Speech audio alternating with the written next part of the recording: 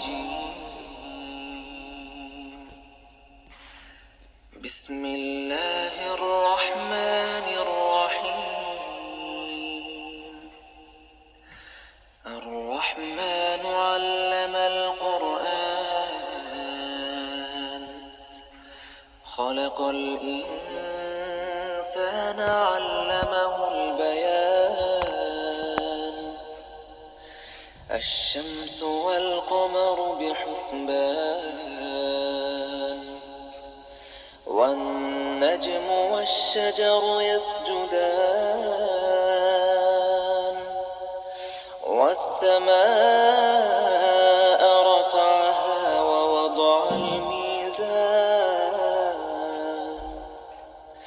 ألا تطغوا في الميزان، وأقيموا الوزن بالقسط ولا تخسروا الميزان. والأرض وضعها للأنام،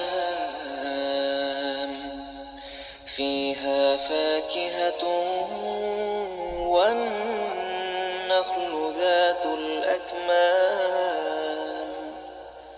والحب ذو العصف والريحان. فبأي آلاء ربكما تكذبان؟ خلق الإنسان من صلصال كالفخار، وخلق الجان من مارج من نار. فبأي آلاء ربكما تكذبان؟ رب المشرقين ورب المغربين. فبأي آلاء ربكما تكذبان؟ مرج البحرين يلتقيان، بينهما برزخ لا يبغيان. فبأي آلاء ربكما تكذبان؟ يخرج منهما اللؤلؤ والمرجان.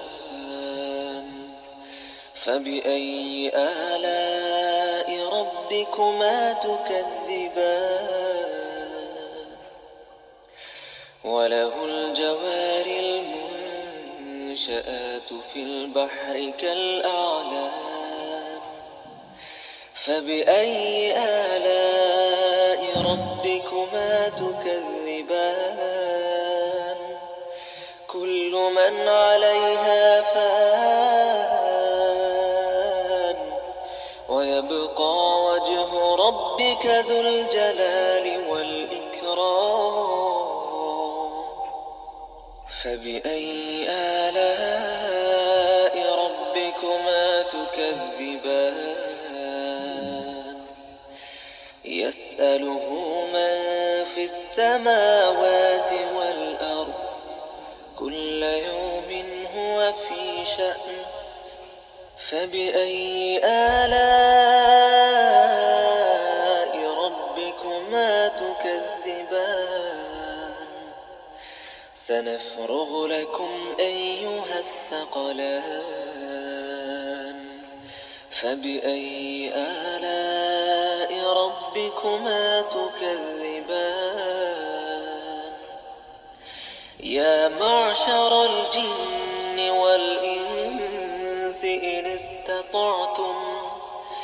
استطعتم أن تنفذوا من أقطار السماوات والأرض، فانفذوا لا تنفذون إلا بسلطان.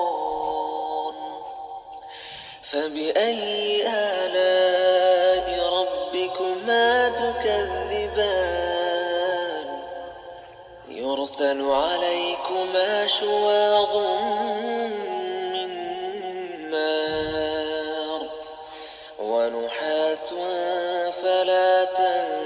تنتصران فبأي آلاء ربكما تكذبان فإذا انشقت السماء فكانت وردة كالدهان فبأي آلاء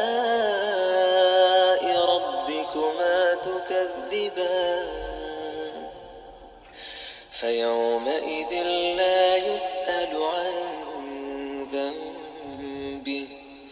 عن ذنبه إنس ولا جان فبأي آلاء ربكما تكذبان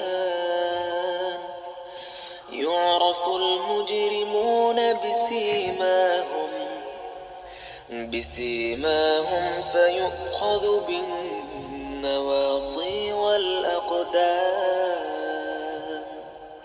فبأي آلاء ربكما تكذبان هذه جهنم التي يكذب بها المجرمون يطوفون بينها وبين حميم آن فبأي آلاء ربكما تكذبان ولمن خاف مقام ربه جنتان فبأي آلاء ربكما تكذبان ذواتا أفنان فبأي آلاء ربكما تكذبان فيهما عينان تجريان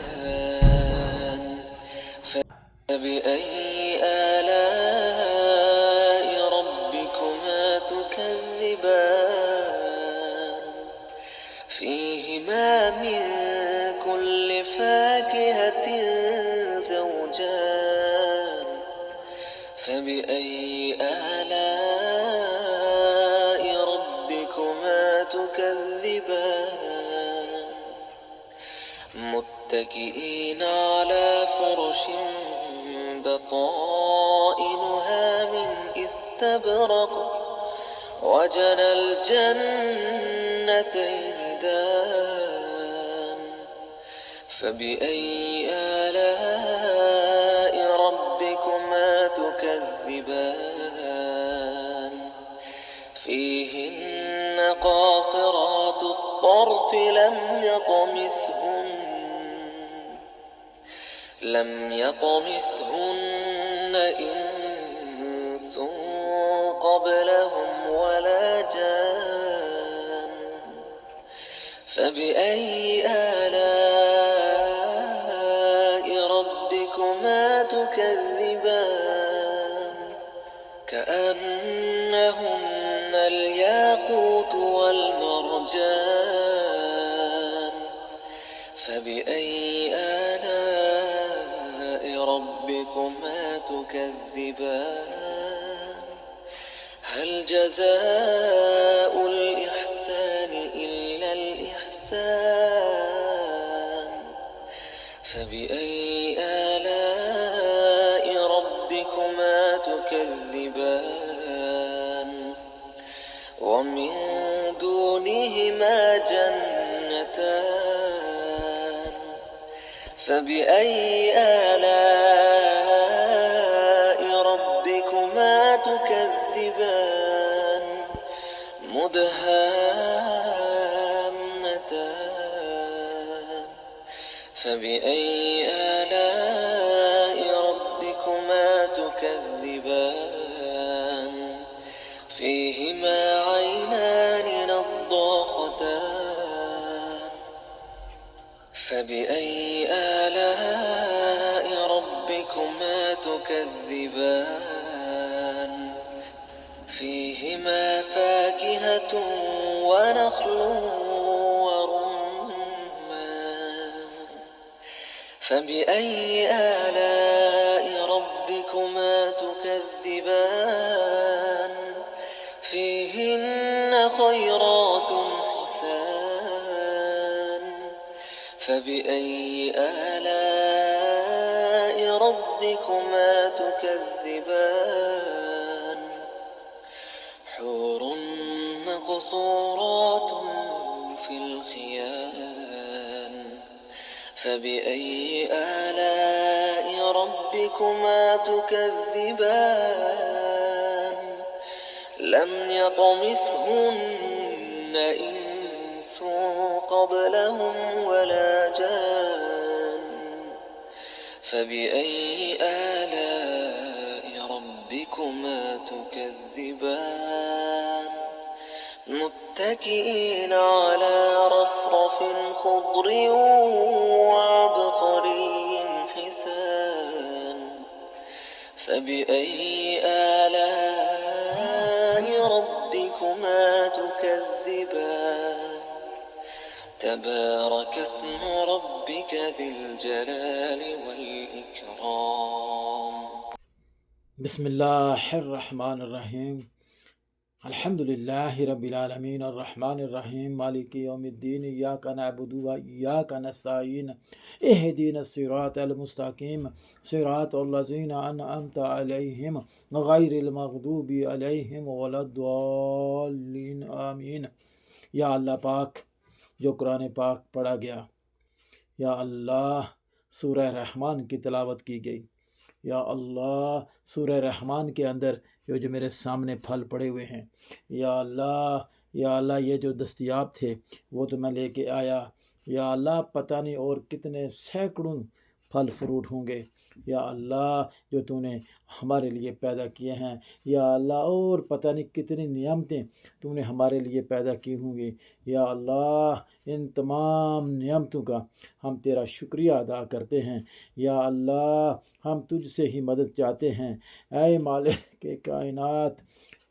جو بھی ہمارے چھوٹے بڑے کبیرے صغیرے گناہ ہیں، یا اللہ ہم سب کی بگڑی بنا دے، یا اللہ ہم سب کو معاف فرما دے، یا اللہ ہمارے جتنے بھی قریبی اور رفقا اس دنیا سے جا چکے ہیں، یا اللہ سب کی بخشش اور مغفرت فرما دے، یا اللہ خاص الخاص میری اہلیہ، میرے ماں باپ اور جتنے بھی دنیا کے یا اللہ مسلمان اس دنیا سے جا چکے ہیں، یا اللہ سب کی بخشش اور مغفرت فرما دے۔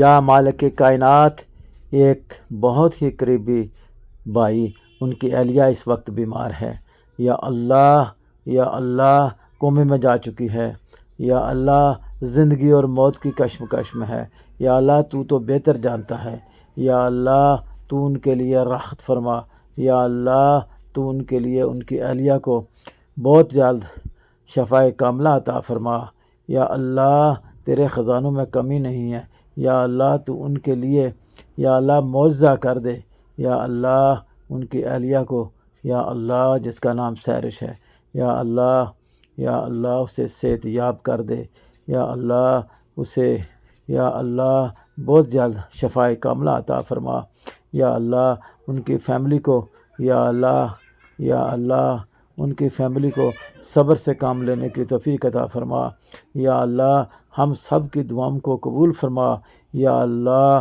جو پریشان حال ہیں ان کی پریشانیوں کو دور فرما، یا اللہ جو مصیبت زدہ ہیں ان کی مصیبتوں کو دور فرما، یا مالک کائنات اس وقت ملک کی حالات بہت خراب ہیں، یا اللہ غریبوں کے لیے جینا مشکل ہو چکا ہے، یا اللہ ہمارے ملک پاکستان پہ خصوصی رحم و کرم فرما، یا اللہ تو اپنے ہی فضل و کرم سے یا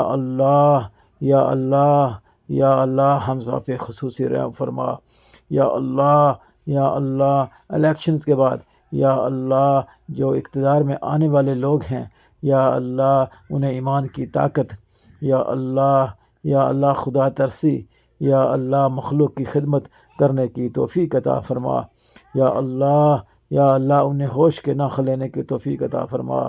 یا اللہ مسلمانوں پہ خصوصی رحم و کرم فرما۔